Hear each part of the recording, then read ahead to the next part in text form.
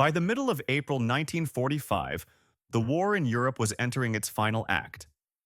In Italy, the Western Allies were driving deep into the north, while in the West, American, British, and Canadian armies had already crossed the Rhine and were closing the trap around the Ruhr pocket before surging toward the Elbe. Yet despite the certainty of defeat, Hitler refused to accept reality, hurling his dwindling reserves eastward in a futile effort to halt the vast Soviet war machine bearing down on what remained of the Third Reich. In this video, we will use the latest technology, archive footage, and first-hand accounts from the men who were there to tell the story of the battle for Berlin. If you're interested in how wars are actually decided by logistics, math, weapons, and doctrine, subscribe now. Turn on notifications, and stay tuned for more in-depth World War II analysis. Let's continue. On the 16th of April, the Red Army unleashed the Berlin Operation, a colossal offensive designed to force the Oder and Neisse rivers, encircle the German capital, and seize it. The numbers involved were almost beyond comprehension. 2.5 million soldiers, 6,000 tanks, and enormous concentrations of artillery and air power would drive westward in one overwhelming blow. The offensive was structured around 3 fronts, the Soviet equivalent of army groups.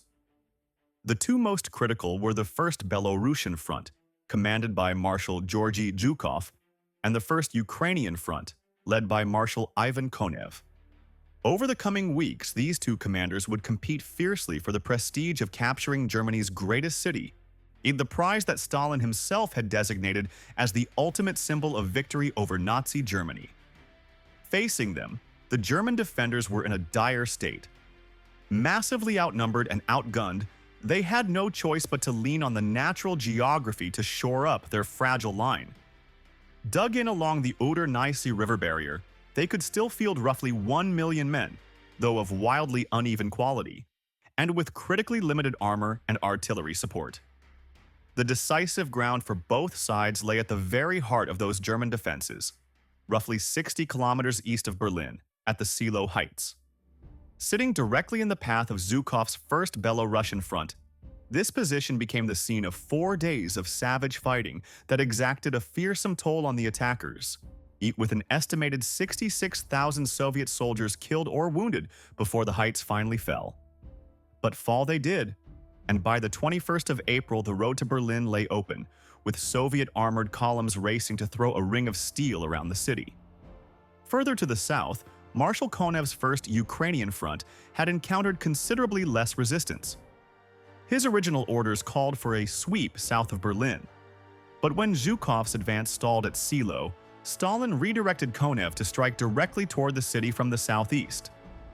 Just days later, on the 25th of April, the two Soviet pincers met, and Berlin was sealed inside a ring of approximately 1.5 million troops. The siege of the German capital could now begin. Within that encirclement, Berlin was descending into chaos.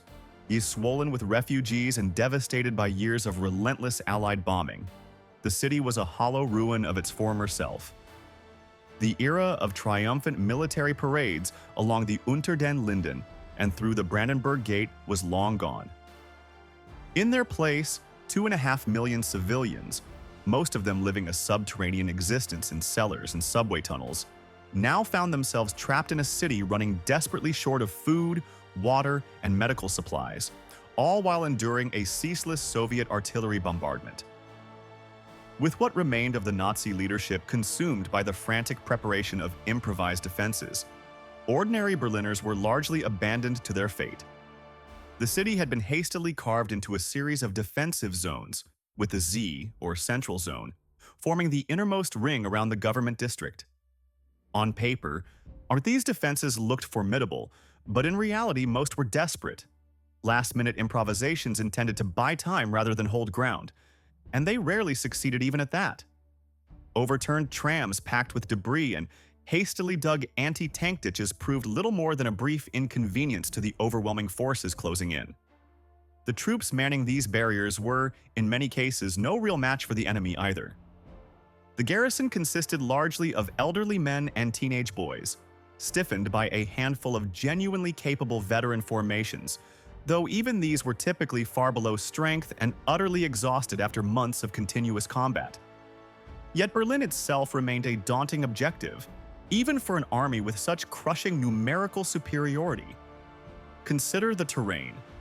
The city is threaded with canals and waterways connected by bridges, and its broad avenues are flanked by tall buildings with rows of windows offering perfect fields of fire, conditions that made advancing tanks without close infantry support a lethal proposition. The Soviets, however, were thoroughly experienced urban fighters by this point in the war.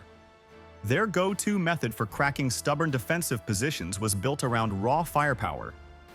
Heavy artillery pieces like this 203mm howitzer were rolled forward to fire over open sights directly down the length of a street, systematically smashing buildings to rubble before infantry and armor saturated the area with high explosive shells and submachine gun fire.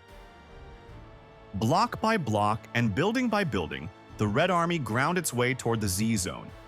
So let us take a closer look at the famous Z-Zone, the area where the fighting would reach its greatest intensity, and at some of the key structures it contained in 1945. Bounded by the Landwehr Canal to the south and the Spree River to the north, the zone was roughly defined by the route of the city's S-Bahn railway network. Flying from south to north across the city, we pass in rapid succession the site of the Gestapo headquarters on Prince Albrecht Strasse, then Hermann Göring's vast Air Ministry building, which remarkably still stands today, followed by the sites of the old and new Reich chancelleries, behind which, roughly 9 meters underground, lay Hitler's Führer bunker. This complex actually consisted of two separate structures, the Vor bunker and the later, deeper edition of the Führer bunker proper. It was here, when on the 30th of April, that Hitler and his new wife Eva Braun would take their own lives. Continuing northward past the striking modern Holocaust Memorial, we arrive at the iconic Brandenburg Gate and the boulevard of Unter den Linden, on the side of which sits the Hotel Adlon, at that time pressed into service as a makeshift field hospital. But the building that matters most today, and mattered most to the Soviets in late April 1945, is this one, the Reichstag.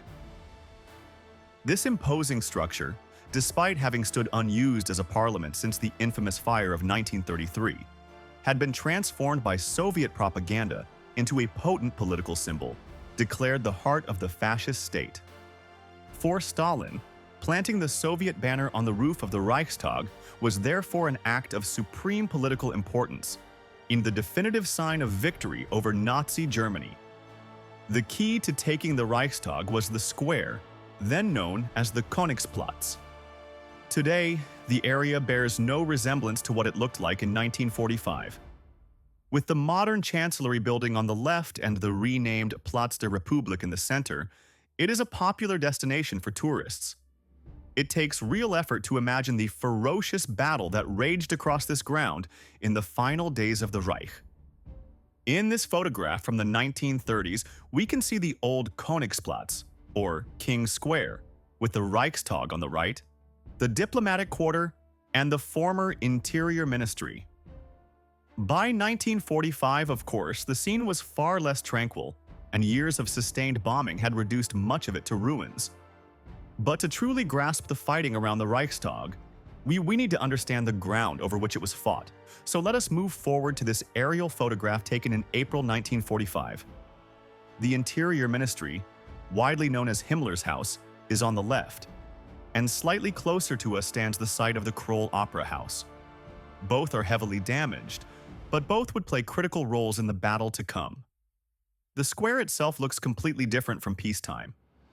At its center sat a formidable obstacle, an abandoned subway construction site that had flooded, creating a water-filled defensive barrier directly in front of the Reichstag.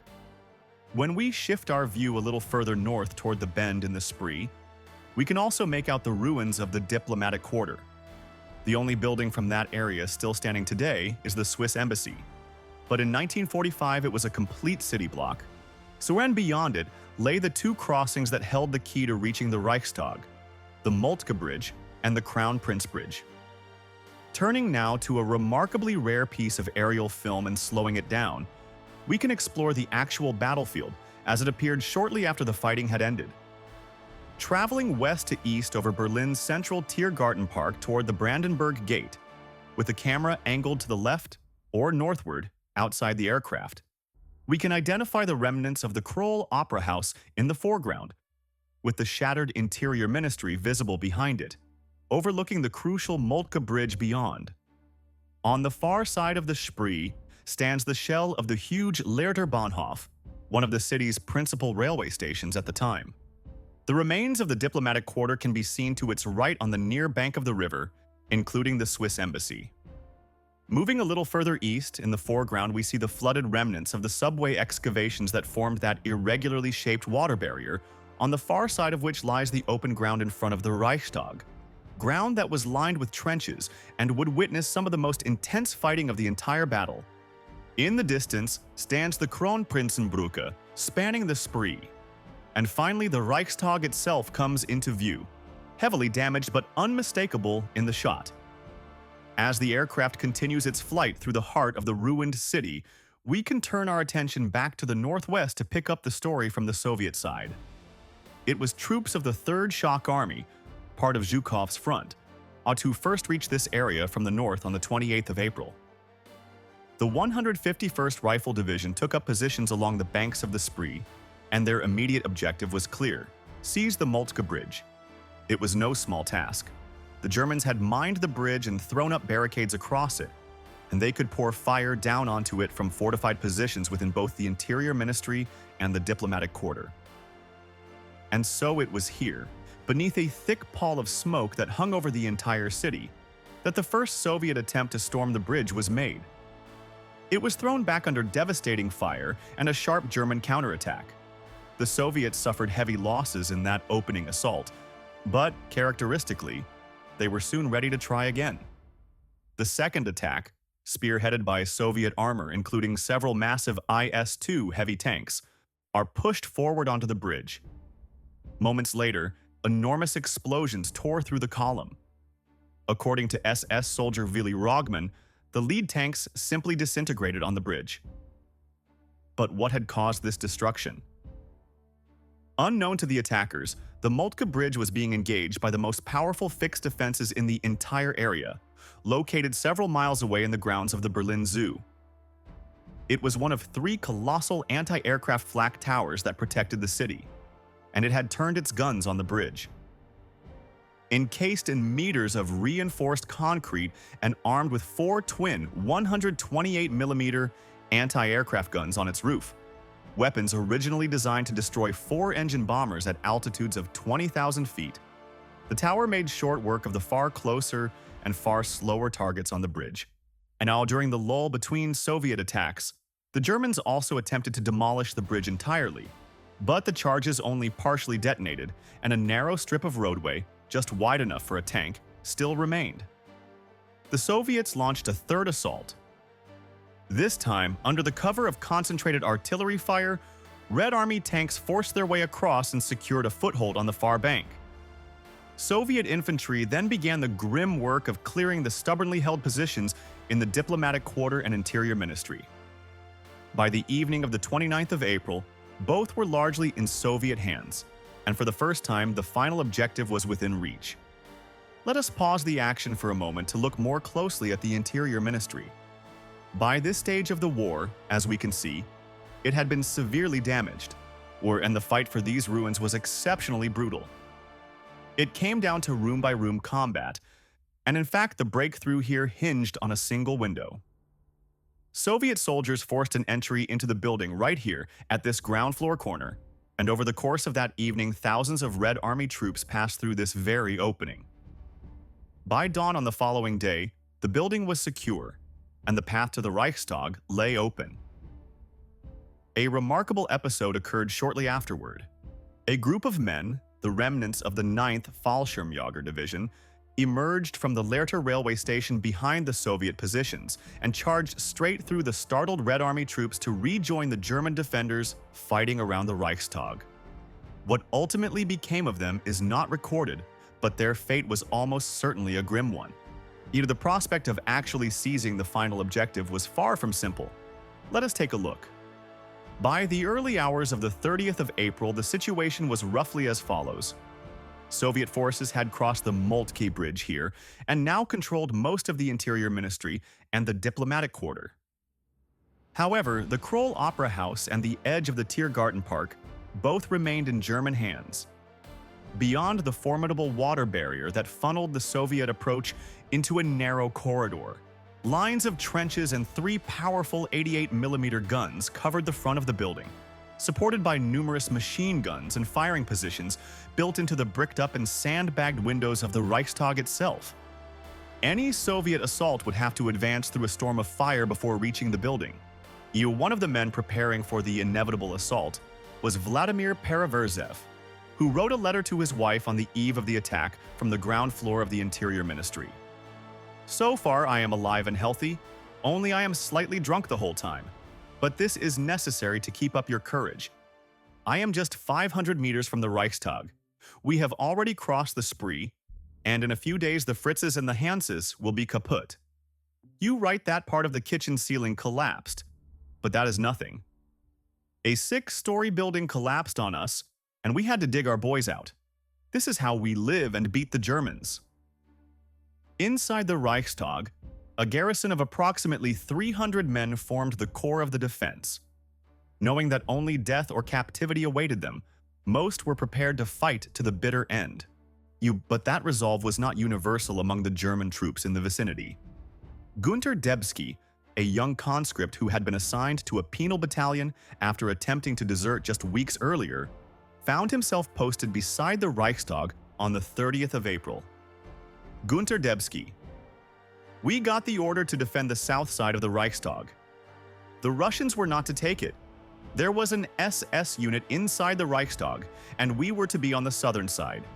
Then the commanding officer said to us, 'I have received an order to send a negotiating party to the Russians at the other end of the Reichstag.' My goodness, I really thought he was an idiot. He told me to take off my undershirt, tie it to a broom handle, and go over with Podgorski. As fortune would have it, the officer was mortally wounded moments later. Debski and Podgorski are considering the order, which would almost certainly have meant their deaths, to be void, quietly slipped away out of sight. Let us return to the Soviet perspective. They now face the task of crossing 280 meters of largely exposed ground. Today it is a peaceful 5-minute walk, but in 1945, for a brief and terrible period, it was the most fiercely contested stretch of earth in Europe. At 4:30 in the morning on the 30th of April, the Soviets made their first move toward the water obstacle. Aided by the smoke and brick dust thrown up by the bombardment, they pushed forward, but it was not enough. The German defensive fire was simply too intense. At 11:30, a second attempt was launched, but this too was beaten back, driven in part by the sustained fire from the flak tower. 3 hours later, a third assault went in, and this time the attackers reached the water obstacle, having silenced several key positions and most likely knocked out the 88mm guns covering the front of the Reichstag. They were halfway there, but half the distance still remained. By now, the Soviets had managed to bring forward large concentrations of field artillery, and firing from positions outside the Lehrter station, an area known today as Washington Platz, they began hammering the Reichstag at virtually point-blank range in an effort to suppress the German return fire. Seeing the situation deteriorating rapidly and growing increasingly desperate, the officer commanding the defense of the Reichstag, Gerhard Babik, put in an urgent call for armored support, and remarkably, he received it. On several Stu-G-3 assault guns and one enormous King Tiger heavy tank from the SS Nordland Division arrived around this corner on the south side of the Reichstag, the very spot where Debski had been positioned a short while earlier. Inside the King Tiger was its commander, Georg Diers. In his memoir, he described the scene. The Reichstag building was already badly bombed. The plenary hall burned out. At the front of the building, we looked over to the Kroll Opera building and saw a large number of T-34s sitting to our right, about 30 of them, their gun barrels pointing at the Reichstag building, at us. After a thorough briefing of the crew, we dared to race around the corner and open fire on this large number, with success. But a single King Tiger could never turn the tide. So more and more Soviet armor was now pouring across the Moltke Bridge and the newly captured Kronprinzenbrücke to the northeast. With the northern side of the Königsplatz now in Soviet hands, the attackers prepared for a final push on the Reichstag. It was no secret that Stalin was following the fighting with intense personal interest. He had made it unambiguously clear that he wanted the Reichstag taken and the Soviet hammer and sickle flying over the building by the 1st of May, International Labor Day, a date of profound significance in the Soviet calendar. To that end, several dedicated banner parties, small groups whose sole mission was to reach the roof of the Reichstag, were now sent into the fight. The pressure intensified further when a premature report at 2:30 on the afternoon of the 30th claimed that a red banner had been spotted on the Reichstag. The report was transmitted all the way to Moscow and to Stalin's desk. When the error was discovered, the commanders responsible, almost certainly fearing the severe consequences of their mistake becoming known, threw themselves into frantic efforts to make the claim a reality, including an attempt to drop a banner onto the roof by aircraft. It failed. And so, with time running out, an all-out assault was ordered. There has long been debate about the exact point where the Reichstag was first breached. Some accounts point to a ground floor window on the north side nearest the Spree, others to a spot on the southern facade. But the most widely accepted version is that men of the 756th Rifle Regiment entered through the main ground floor entrance at approximately 6 o'clock in the evening on the 30th of April. Staff Sergeant Ilya Sienov later awarded the title Hero of the Soviet Union as one of the first men inside the building, recalled the moment. Initially, we got into a long hallway. It turned out that the entire enormous building was in motion. Somewhere steps were heard rumbling, somewhere people were shouting in German.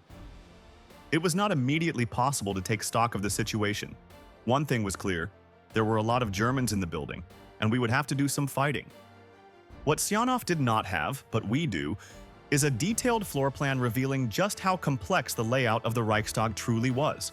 Saw a labyrinth of rooms both large and small, extending above and below ground. It was a nightmarish environment for attacker and defender alike, and a prolonged and savage fight now began for control of the building.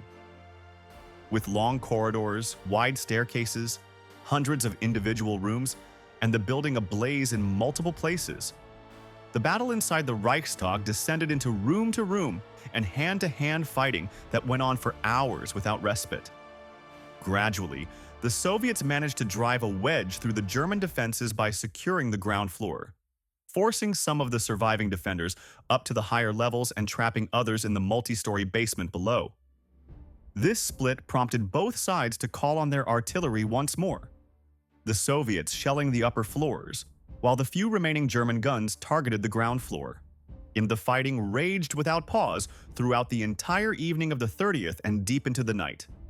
The historical record remains unclear, but it is most likely that the first Soviet banner to fly from the Reichstag was raised at some point during that night, placed here above the main entrance and lashed in place with belts. Yet even with the hammer and sickle now visible on the building, the fighting was far from over. The last pockets of fanatical German resistance inside the Reichstag held out until the 2nd of May, before finally, completely out of ammunition and surrounded on all sides, they were compelled to surrender. In total, the fight for the interior of the Reichstag lasted more than 30 hours. By the time those final shots echoed through the Reichstag, defenders across the city were emerging from basements and shattered buildings into a dust-choked, devastated Berlin, laying down their arms before the waiting victors. Let us head to the roof of the Reichstag to examine one last iconic image. It is, of course, this photograph, taken by Soviet photographer Yevgeny Kaldey, arguably the single most recognizable image of the entire Second World War. Despite its fame, this photograph was staged. While it does show a red banner flying above the ruins of Berlin, it was taken probably on the 2nd of May, sometime after the first banners had been raised on the building. As a point of interest, the image was also later retouched to remove one of the two wristwatches worn by the soldier in the foreground. A small but telling detail that hints at the widespread looting and far darker episodes that would unfold across the city in the days ahead. A story, perhaps, for another time. For both sides, the price paid for Berlin was staggering. Estimates vary, but it is believed that between 80,000 and 100,000 Soviet troops and approximately 100,000 German soldiers were killed or wounded in the battle, along with perhaps as many as 20,000 civilians. In the days that followed, the first images of the fighting and the devastation it had wrought were shown to the wider world.